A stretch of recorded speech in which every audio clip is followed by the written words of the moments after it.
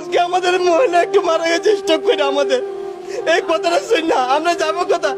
আজকে এই দেশের ভিতরে রোহিঙ্গা জন্য জায়গা আছে, আর আমরা যে আজকে যাদের হিন্দু দেখে মেত, আমাদের কোনো জায়গায় স্থান নাই।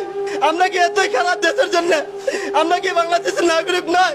আমরা কি রোহিঙ্গাদের এখানে রাষ্ট্রের জায়গা দিয়েছে, আর আমরা আজকে রোহিঙ্গা দেখে খারাপ। মেয়র যে বলেছিল যে আমরা 20টা ঘর ভাঙবো, আগুন লাগায় দেন, নাইলে আমাদের উপরে কোনো জিনিস ফালাই আমাদের মাইরা আপনারা তাজমহল বানাতে বিল্ডিংও বানাইয়া দিয়েছে, কিন্তু আমরা থাকি এই জায়গায়। এখন এটা ভেঙে দিলে কই যাবো আমরা?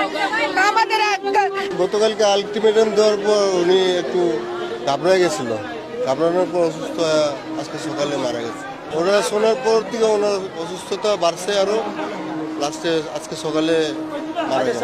প্রধানমন্ত্রীর কাছে অনুরোধ করবো এই হরিজন সম্প্রদায়ের দিকে তাকানোর জন্য। এই কিভাবে অবৈধভাবে দখল করা হচ্ছে, আমরা কোথায় যাব? পূর্ণ